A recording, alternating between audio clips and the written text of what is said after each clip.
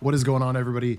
Today, we are taking a look at a phenomenal Solar Titan build that's off meta. So if you want something that is not only extremely fun, blows up everything in sight, but also still performs extremely well in any in-game content, this is going to be a build that you're going to want to check out. You're going to have the ability to stun every single champion type. You're going to take advantage of some of the best artifact perks in the game right now. So let's break this build down, starting with the main focus. That is our exotic armor piece, Khepri's Horn. So with Khepri's, solar final blows will recharge your barricade. And while you have your solar super equipped, casting your barricade will unleash waves of solar energy that damage and scorch targets. Combatants that are damaged and defeated by those waves will be enveloped in a sunspot. Yes, you can use this on Prismatic, toss on 3 consecrations, you're still going to have an extremely good build. But for the sake of this, we're taking a look at something slightly off meta on a full solar subclass. So to break down this subclass, we're going to be using Hammer of Soul, solely because it is great for any ad dense activities. It's not a one and done super. Plus, who likes to throw hammers? It's a ton of fun. But pairing with Khepri's Horn, we want to be using a barricade as often as possible, so we're opting to go with Rally Barricade. It's going to give you a smaller barrier, but it's going to increase your weapon reload, stability, and range. And of course, it does have a slightly shorter cooldown by about 40 seconds than the Towering Barricade. So it's an obvious pick here. You're going to have your barricade up extremely often. For your melee, you can really choose whatever you want. We're going with the hammer solely because you throw your hammer, you can pick it back up. You have it a lot more often, has a higher uptime. It does some pretty good damage, and it gives you cure. So why the hell not? Grenade wise though, you can use a lot of different grenades. They're all going to have the ability to scorch, except for obviously healing. So if you want extra healing, toss on a healing grenade. We're going with Incendiary. Doesn't really matter which grenade you do. I would say Thermite's also a really good pick, or hell, you could even go Firebolt because it does have the smallest or shortest cooldown. But what is really going to make this build shine, pairing Khepri's Horn with some aspects? First up is going to be Soul Invictus. So our solar final ability blows, Hammer of Soul impacts, and defeating scorched targets are going to create those sunspots.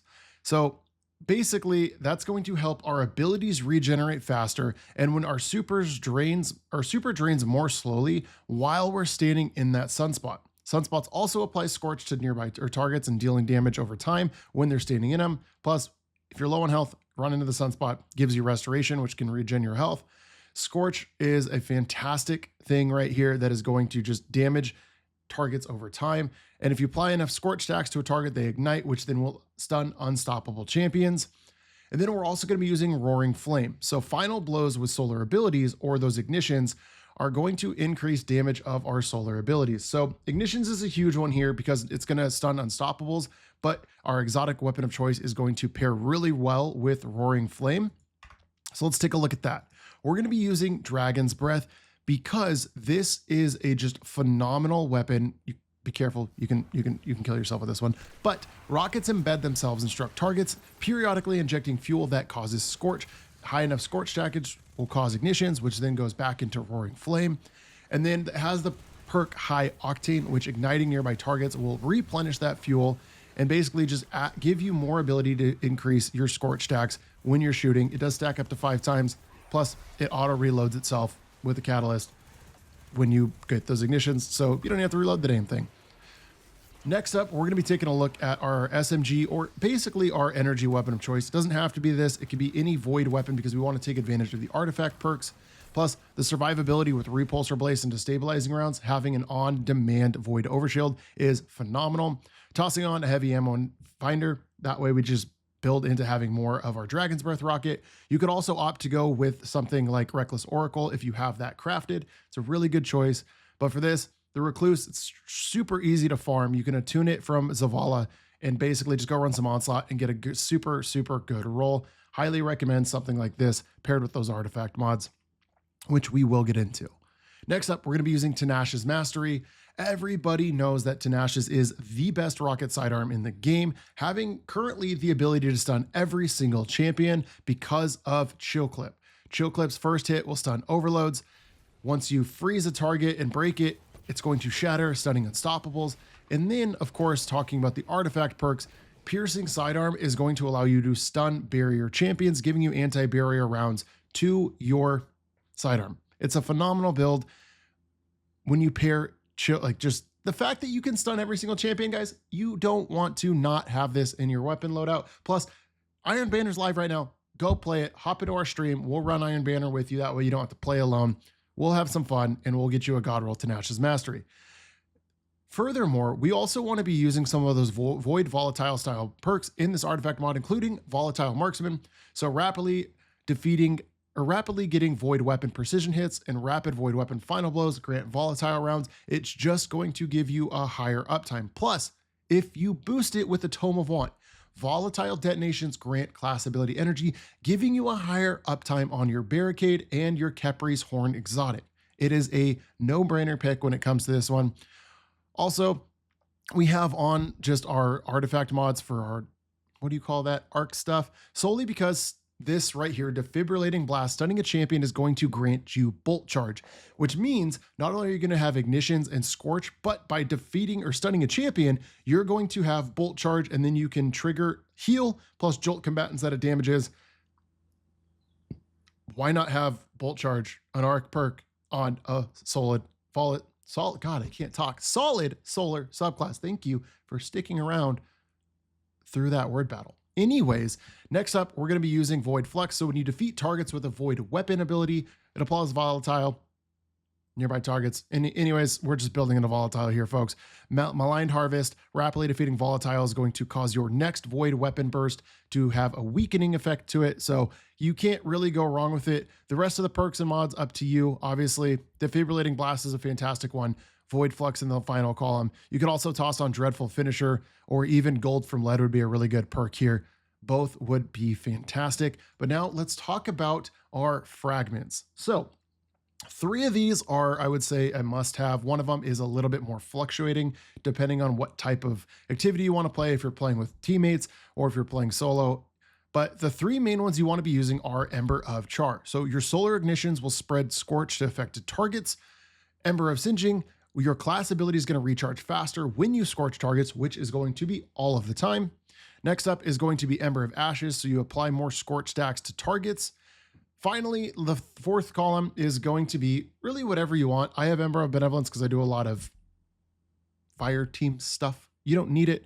Other standout perks here, Ember of Combustion, so your final blows with Solar Super is going to ignite and cause fire spites, which will just give you grenade energy back, but also Ember of Torches if you want to go radiant off of your powered melee. Since you're going to have your hammer up really often, this is a really good pick for a 15% extra increase of damage. And if you're not rocking a sidearm, you want to use something different, it's going to give you radiant and you're going to have the ability to stun those barrier champions. All in all, that's pretty much an easy setup that anybody can do. The only activity you have to play is if you want to run to Nash's Mastery to get a specific chill clip roll, which I, again, highly recommend. It's farmable right now. It's focusable. Go get yourself one. Now, for the armor mods, starting with our Khepri's Horn, we're going to be using a Solar Siphon to get Orbs of Power off rapid solar final blows, then a Void Siphon to get rapid void weapons to get Orbs of Power. Next up, we're using Heavy Ammo Finder because we want to increase the drop rate for our Dragon's Breath. Then for our gauntlets, first up, we're going to be using, you can use a Void Loader, a Solar Loader as well. If you have Chill Clip and Air Trigger, you don't need increased reload speed, or if you're standing behind your barricade, you also don't need it. So there's some other good perks you can kind of build into whatever you want, whether it's heavy-handed, firepower, momentum transfer, really good choices, as well as focusing strike, which we already have to get more class ability when we cause damage with a powered melee, and then fireball because I hate throwing grenades slow. Resistance mods on your chest piece, always match the activity that you are doing. So in this Lost Sector, it is strand damage. We want strand resistance. For our legs, though, there's some really good standout picks here.